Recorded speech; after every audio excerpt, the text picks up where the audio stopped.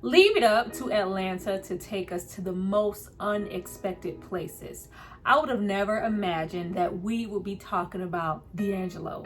90s, how does it feel? Braids, D'Angelo. Let's talk about it.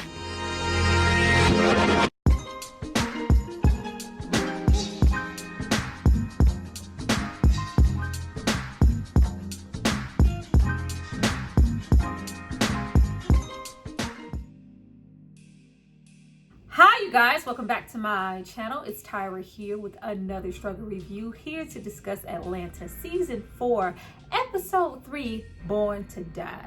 Now before we get into all things what the hell was really going on, I need you guys to drop down and subscribe to my channel and like this video. I'm going to give you guys a moment to do that, and then we're going to come back and discuss. I don't have all the answers. I'm going to piece together what I felt like was going on and what I felt like I saw. But don't be afraid to drop in those comments what you felt like was going on. We are here to help each other out. Don't be stingy. Go back.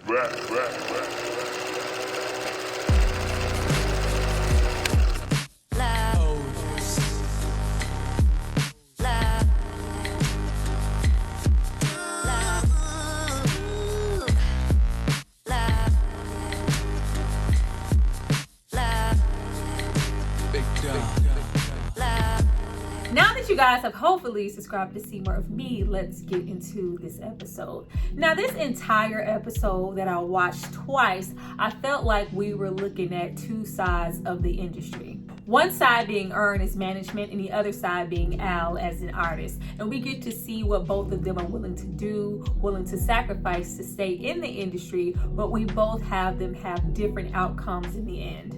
Now, even though both Al and Earn are in completely different situations, they both prove right away that they can be bought. You know, they can drop their principles, drop certain things that they would say no to for a certain price.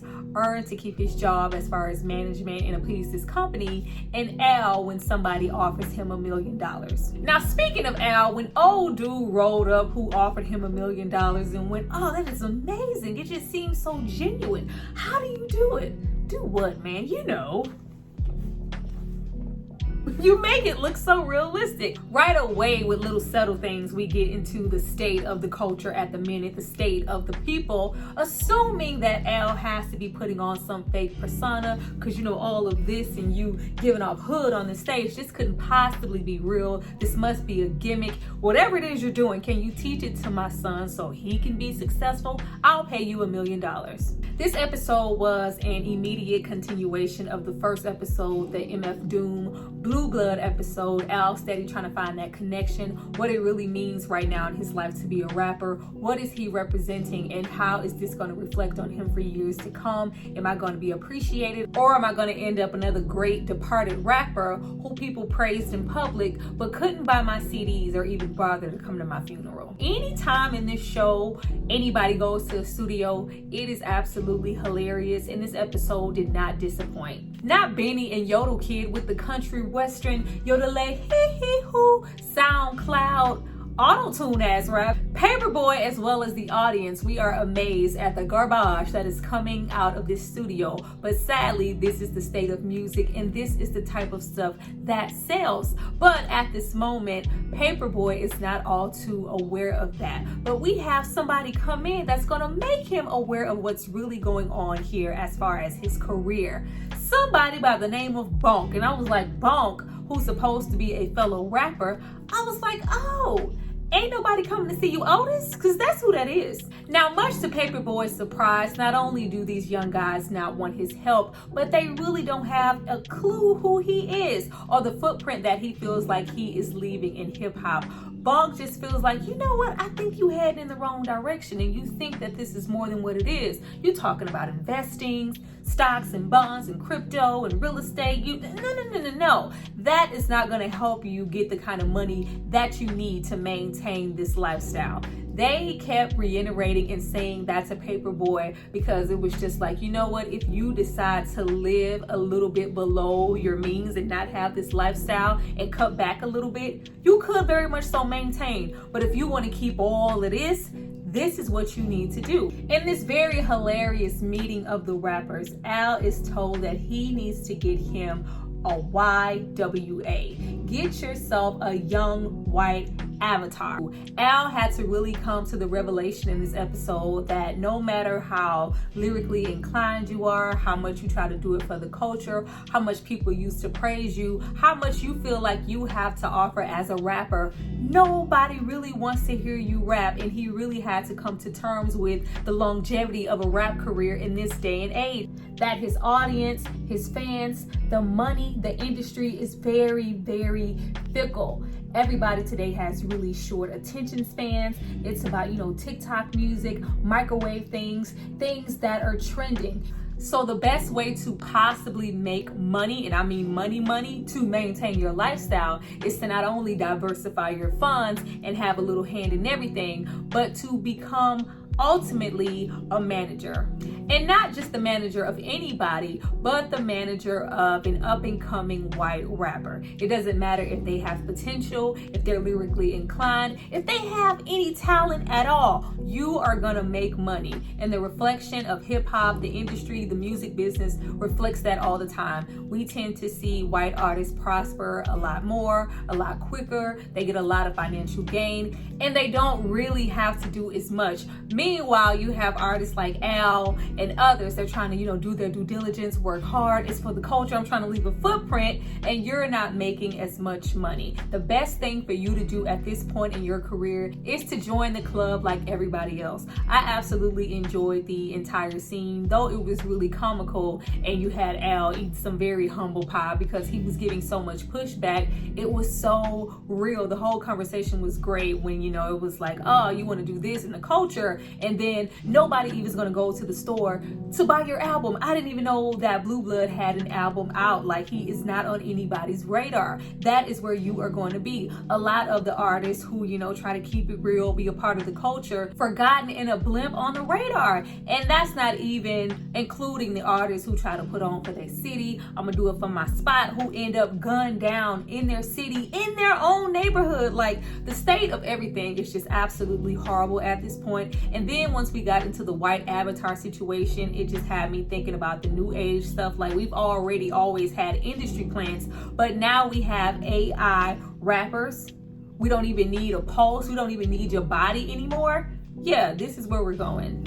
Now, once we have Al decide to fall in line and become a manager like everybody else, we already see just how cutthroat and desperate the scenarios are when we have Bonks, or whatever his name is, ain't nobody came to see you, Otis, steal the beanie artist right from up underneath him. Like, right away, you see that this is not what Al wants to do. This is not where he wants to be. But right now, he's thinking about the money, the lifestyle, which is why he came anyway for that $1 million.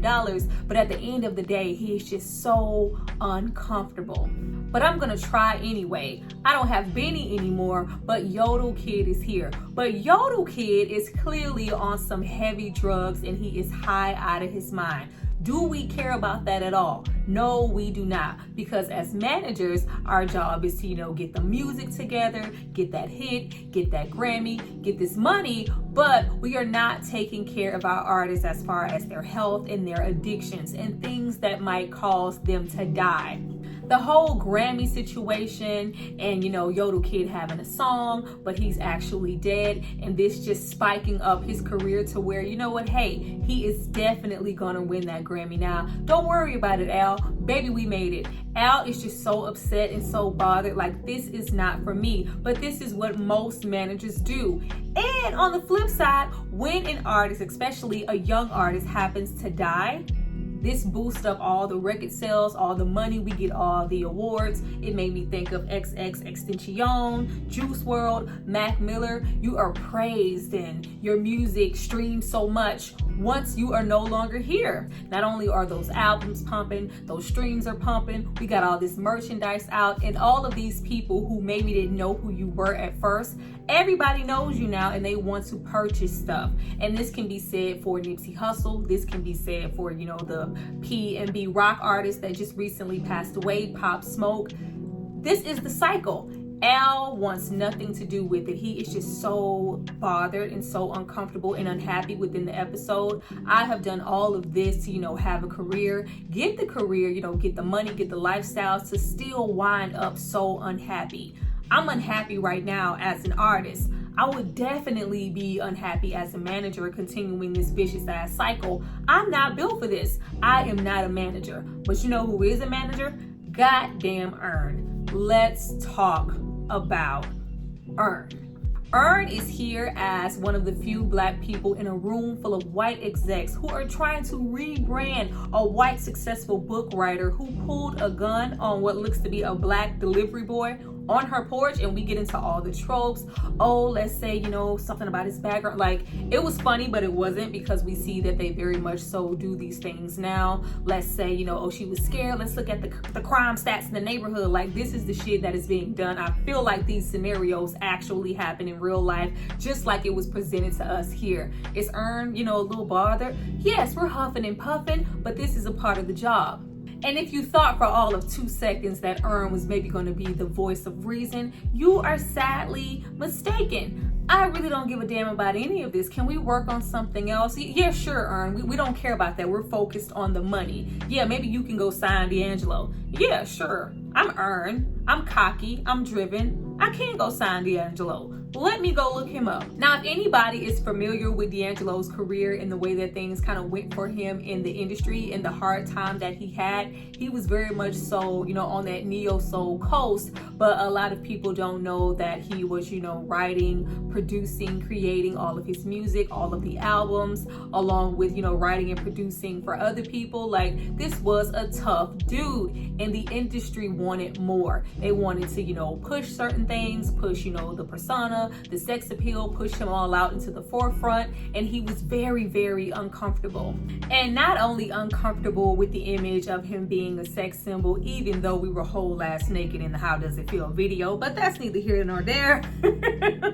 We also have that conversation of, creating in art. Always think about him as well as, Lauryn Hill, with how they are able to create, and they need to be, in a certain headspace, in a certain realm. And when it happens, it's going to happen, but it needs to flow. It needs to be organic. I'm not meant to, be processed in a machine. And when it got to that point and he got really overwhelmed, you really started to see him rebel as an artist. He started to change, not only mentally, but physically. We're getting into, more alcoholism, a little coke, a little weed, and we're, getting DUIs and having jail stints, at which we have imagery of him just looking like a completely different person. So once he became sober, got his life together, and some time had went by, and he came back when he wanted to come back, and he had this, big resurgence of his career, came back, grabbing Grammys, dropping albums. Not only did he have a completely different image, but his music sounded different. This is the way that I want to do things. I'm never going to allow anybody to put me in a box again to, make me, this manufactured as product. I want to do music the way that I want to do it, and nobody's going to tell me anything different. You're not getting Brown Sugar cruising D'Angelo. You're getting where I am and who I am right now, and that's it. So the fact that Earn is, trying to sign him and find him in this episode is already absurd in itself. I think this whole roller coaster that we went on with Earn in this episode was really to show where he is mentally. Not only did we get, the big payback last episode, but here we are getting on to, manager Earn. Like, nobody told him to go and find D'Angelo. It was very much so thrown out there as a joke. And to Earn, it's just like, yeah, if anybody can sign D'Angelo, it's going to be me. All I have to do is find him. I'm Earn. I'm that dude. And I can prove it to everybody, in this room, everybody who works in here, if I come back with D'Angelo. So we have to go to rallies in a secret room. Like, it got really, really surreal and really bonkers. Earn wants to prove himself so bad, and he's so dedicated to his job that not only do we go out of our way to go, to the rallies, the secret room, to find D'Angelo, we wait there for days on some cot. It's blood. It's lines on the wall for how many days somebody has been there. Like, it literally looks like jail. But this just goes to show what he is willing to do, willing to suffer through to get D'Angelo. And I feel like D'Angelo was a metaphor for the industry as a whole. Not only D'Angelo as an artist, but all the artists, you know, in the realm of a D'Angelo and many, many more to come. But this is the lifestyle that Earn has chose. And he is doing all of this by himself. Nobody sent him to go and get D'Angelo. Nobody is forcing him to stay inside that restroom. He is making this choice by himself. And I believe when he's like, you know, oh, D'Angelo is us, let me experience D'Angelo. And he finally goes through, you know, the small crawl space that opens out into the closet, and we have the impersonator who's pretending to be D'Angelo. I felt like that was, you know, a reference for D'Angelo essentially kind of breaking free as a person, as an artist. And it's just like, we are, you know, all D'Angelo. We want to experience that too. Let me experience D'Angelo. Y'all bear with me here. Now, after we leave hilarious shit like the last straw for Earn being offered Dasani water because supposedly Dasani water is not natural spring water, like I thought that was funny. Like, oh, I'm about to die, I'm thirsty, but I ain't drinking that. You gonna offer me Dasani? Oh, nah, son. Like, that was funny. But I think once we instantly have him finally meet who he thinks is D'Angelo, and they have, you know, this really in-depth conversation, even though he isn't, the whole setup was funny. The clothes he had on, the braids, everything in the room is kind of a standstill. We see, you know, old TVs, CDs, like it's like he took a trip back in time. But we also have really weird shit like our fake D'Angelo giving himself hypertension, putting all that goddamn salt on that sandwich. Like, we went out of our way. It's like, oh, you know, I'm not gonna eat that. I'm just gonna eat, you know, the skin off the chicken, but I'm gonna throw all this salt on it. Like, what is happening here? But we have Earn stating, I'm here for D'Angelo. You know, maybe all of those other managers weren't worthy. They didn't, you know, appreciate him for his craft. But, you know, me, I'm Earn. It's just like, no, it's not about that. Earn is just absolutely not understanding. We have our D'Angelo impersonator dropping wisdom. You're fighting so hard not to avoid being pulled down, trying to sign D'Angelo or artists to keep up who you are now. Earn has had tunnel vision for such a long time. He is constantly on go. He is strictly about business. I'm trying to sign him, get him in the door. Like, he is all about his money. And from what our D'Angelo was saying, like, we understand, you know, that you fought so hard to get here and you want to maintain that. But exactly at what extent? Not only are you bringing in certain artists to this hot ass mess that we call the industry, but you are slowly losing yourself in who you are. And then we have him, you know, feel like he's solidified this wisdom and he's hoping that Earn gets it. And we go on this whole Lion King type Simba forehead ass rub. And Earn is like, yeah, so you're not D'Angelo? All right, bye. Like, he absolutely didn't hear or receive anything, and he doesn't care. Even though the scene was absolutely hilarious, by the time that we get to the last scene and they're sitting at the table in the restaurant, you totally see that Earn and Al are on two different planes. Al is like exit strategy, like, I don't want to do this, I'm uncomfortable, I'm unhappy, I'm not okay. Earn, how are you? You know, we never even talk anymore. Like, you're always in your phone, like you're always on go. How are you? It's like, yeah, I don't really have too much to say. I got things to do, people to see. Earn just does not care. Like, it was crazy. And then we have, you know, Darius leave and he's going to a party. Of course, we always have Darius and Al rock together. It's just like, no, you can go by yourself. I'm just not okay, and I need to figure out what I need to do for me to be okay. But me being a manager, you know, being a forgotten rapper, this is not it. Earn, on the other hand, is very, very comfortable. So it's going to be really interesting to see the friendship dynamic or what happens as far as Paperboy's career and Earn as a manager, because he didn't receive Simba, didn't receive a damn thing this episode. Well, you guys, that was my review for Atlanta episode 3, Born to Die. Please tell me what you thought about it. Like, oh Lord, I need some help. I need some help. Like, I felt like I received a whole lot, but it's also like you miss so much, and I'm not the one to go and watch other things and then do my review. Like, no, I want y'all to get my genuine reaction, and these are the things that I received. I really hope you guys drop down and, you know, add your little 2 bits and, you know, help us say, you know what, we in this together. I look forward to reading you guys' comments. Thank you so much for watching this video. I see you guys next time. Bye.